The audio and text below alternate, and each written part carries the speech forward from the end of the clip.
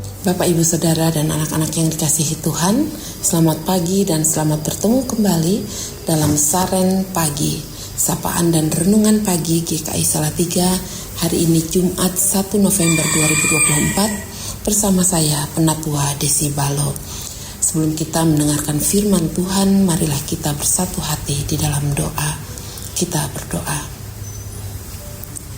Bapa yang maha baik, Bapa yang kami kenal dan kami sapa di dalam nama Tuhan kami Yesus Kristus. Saat ini kami datang ke hadirat-Mu ya Tuhan dengan hati yang penuh syukur. Kami berterima kasih untuk hari baru pemberian Tuhan. Kami juga berterima kasih atas kesempatan untuk merenungkan firman-Mu. Bukalah hati dan pikiran kami ya Bapa, agar kami mampu memahami apa yang Engkau kehendaki dalam hidup kami. Kiranya hikmat-Mu menyertai dan membentuk kami menjadi pribadi-pribadi yang hidup seturut kehendak-Mu saja ya Tuhan. Di dalam nama Tuhan Yesus kami berdoa. Amin. Saudara-saudara sekalian, renungan hari ini saya beri tema berpelayanan tanpa mengeraskan hati. Adapun bacaan diambil dari Matius 20 ayat 26 sampai 28. Demikian firman Tuhan. Tidaklah demikian di antara kamu. Barang siapa ingin menjadi besar di antara kamu, hendaklah ia menjadi pelayanmu. Siapa saja yang ingin menjadi yang pertama di antara kamu, hendaklah ia menjadi hamba-Mu. Sama seperti anak manusia datang bukan untuk dilayani, melainkan untuk melayani dan untuk memberikan nyawanya menjadi tebusan bagi banyak orang. Bapak, Ibu, dan saudara-saudara, memang tidak dapat dipungkiri bahwa dalam beberapa hal, bekerja di organisasi sosial lainnya atau di luar dunia pelayanan seperti di gereja, bisa terasa lebih mudah, karena ketegasan dapat lebih bebas disuarakan. Di dunia kerja atau organisasi sosial, aturan dan undang-undang dan prosedur tegas mengatur hak dan kewajiban setiap orang. Namun di dunia pelayanan seperti gereja yang menekankan kasih, kerendahan hati, dan pengertian, seringkali kita merasa terbatas dalam menyampaikan ketegasan. Pelayanan dalam gereja menuntut lebih dari sekedar kepatuhan pada aturan. Pelayanan dalam gereja menuntut hati yang siap untuk merangkul, memahami, dan melayani sesama dengan penuh kasih. Saya mencatat ada beberapa hal yang perlu kita semua renungkan.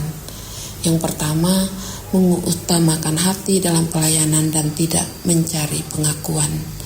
Dalam melayani, yang terutama adalah ketulusan hati, bukan sekadar tenaga atau pikiran kita, apalagi pengakuan dari orang lain.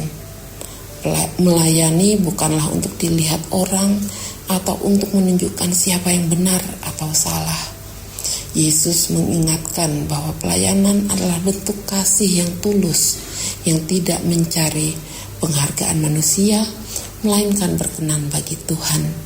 Hati yang tulus akan menjauhkan kita dari sikap menghakimi atau menonjolkan diri sendiri. Firman Tuhan dalam Amsal 3 ayat 34b berkata, tetapi orang yang rendah hati dikasihinya. Yang kedua, inti dari pelayanan adalah menghadirkan sukacita dan damai sejahtera. Saudara-saudara, inti dari napas hidup yang Tuhan berikan kepada kita, serta dari setiap pelayanan secara khusus di gereja, adalah menghadirkan sukacita dan damai sejahtera yang berasal dari Tuhan. Pelayanan yang berdampak adalah pelayanan yang membawa damai bagi sesama dan menyalurkan sukacita yang nyata. Kita tidak dapat menghadirkan, jika kita dalam pelayanan tidak dapat menghadirkan hal-hal seperti ini, maka apalah artinya semua kegiatan atau program kerja yang kita lakukan. Pelayanan yang hanya tampak sibuk dan berbobot secara kasat mata tidak akan memberi dampak yang sejati. Maka marilah kita kembali kepada tujuan utama pelayanan yang Tuhan kehendaki, yaitu untuk menghadirkan kasih, sukacita, dan damai bagi sesama. Yang ketiga, mengambil waktu untuk merenungkan perkataan dan tindakan kita. Marilah sebelum berkata atau bertindak, kita luangkan waktu untuk merenungkannya dengan seksama. Apakah perkataan atau tindakan kita tersebut mencerminkan kasih Kristus? Sejatinya, lakukanlah apa yang bisa kita terima jika hal itu berlaku bagi kita, dan hindari tindakan atau kata-kata yang kita sendiri tidak ingin menerimanya. Ini merupakan langkah baik bagi kita dalam menjalankan pelayanan yang berlandaskan kasih, rendah hati, dan saling menghargai. Yang keempat, dunia pelayanan adalah dunia memberi. Pelayanan bukanlah tempat untuk menuntut, melainkan tempat untuk memberi. Kita dipanggil bukan untuk dilayani atau dipahami, melainkan untuk memahami dan melayani sesama dengan kasih. Matius 20 ayat 28 mengingatkan kita bahwa Yesus datang bukan untuk dilayani, tetapi untuk melayani dan memberikan nyawanya bagi orang banyak. Oleh sebab itu, kiranya kita juga memiliki hati yang rela memberi diri kita dalam pelayanan tanpa menuntut hormat atau menuntut dipahami. Yang kelima, firman Tuhan sebagai alat introspeksi. Firman Tuhan bukan hanya untuk kita sampaikan kepada orang lain, tetapi terutama untuk mengoreksi diri kita sendiri. Saat kita membaca dan merenungkan firman, itu adalah kesempatan untuk introspeksi, memperbaiki sikap, dan menyelaraskan hidup kita dengan kehendak Tuhan. Saat saya menuliskan bahan renungan ini, secara pribadi saya tentu saja dipanggil untuk merenungkan dan menerapkan firman ini terlebih dahulu, agar saya dapat terus bertumbuh dalam kasih dan rendah hati dalam pelayanan. Yang keenam, pelayanan gereja sebagai keluarga yang lebih luas.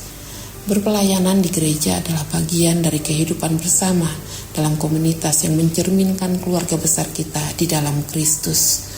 Sebagaimana di dalam keluarga kita belajar untuk mengasihi, memaafkan, dan memahami, begitu pula dalam pelayanan di gereja. Pelayanan di gereja adalah bentuk pelayanan yang lebih luas, yang menuntut kita memperlakukan sesama seperti keluarga sendiri, mendahulukan pengertian dan kasih. Gereja sebagai keluarga Allah mengundang kita untuk bertumbuh dalam ikatan kasih dan kebersamaan. Sama seperti kita melayani keluarga dengan hati yang tulus, demikian pula seharusnya kita melayani saudara-saudara seiman di dalam gereja dengan penuh kasih, kesabaran, dan saling menghormati. Melayani dimulai dari diri sendiri merupakan poin yang terakhir. Pelayanan yang sejati harus dimulai dari bagaimana kita melayani diri sendiri, yaitu mendidik hati dan pikiran kita agar mampu mencerminkan Kristus. Apabila kita sendiri belum mampu meneladani kasih dan rendah hatinya dalam berpelayanan, sebaiknya kita mengambil waktu untuk beristirahat sejenak, mendekat kepada Tuhan, dan mendengarkan suaranya. Hal ini sangat membantu dan sangat penting agar saat kita melayani, kita melakukannya dari hati yang tulus dan pikiran yang sejalan dengan kehendaknya. Jika hati dan pikiran kita sudah sejalan, kita akan menjadi pribadi yang mampu memberi dampak positif bagi sesama. Bapak, Ibu, Saudara yang dikasihi Tuhan, renungan pagi ini akan saya akhiri dengan kembali merangkum.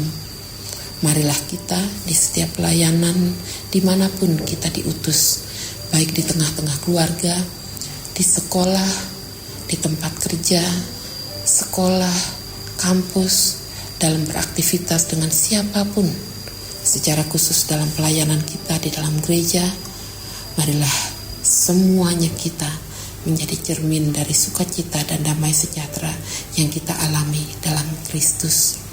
Kiranya kita tidak hanya sibuk dengan aktivitas, tetapi benar-benar menghadirkan damai yang sejati bagi orang lain. Mari kita merenungkan setiap perkataan dan tindakan kita, memastikan bahwa apa yang kita lakukan dan katakan adalah hal yang kita sendiri rela menerimanya. Pelayanan kita bukan hanya rutinitas, tetapi kesempatan untuk meneladani Kristus, mengasihi sesama, dan menjadi pribadi yang menghadirkan sukacita Tuhan bagi semua orang. Kalau hari ini kita merasa diingatkan, bersyukurlah, karena Tuhan punya 1001 cara untuk menempa kita, untuk menempa setiap kita yang mau hidup dengan tidak mengeraskan hati. Mari kita berdoa. Bapa yang baik, bentuklah kami menjadi pelayan-Mu yang rendah hati dan setia, yang mau mengakui kesalahan dan saling menghormati dalam pelayanan. Mampukan kami untuk selalu mencari kebenaran dengan cara yang berkenan di hadapan-Mu. Jadikan kami pribadi yang mencerminkan kasih Kristus dalam setiap tindakan kami. Pakailah kami untuk menjadi berkat dan teladan bagi sesama kami, menghadirkan sukacita dan damai sejahtera-Mu dalam setiap pelayanan kami. Di dalam nama Tuhan Yesus yang adalah Tuhan, penolong kami yang setia, kami berdoa dan mengucap syukur. Amin. Saudara-saudara yang dikasihi Tuhan, Bapak Ibu, begitu juga dengan anak-anak, semoga renungan ini memperkuat tekad untuk melayani dengan penuh kasih dan pengertian, menjadikan gereja sebagai keluarga besar yang penuh damai dan sukacita. Selamat beraktivitas, Tuhan Yesus memberkati kita semua. Sampai jumpa.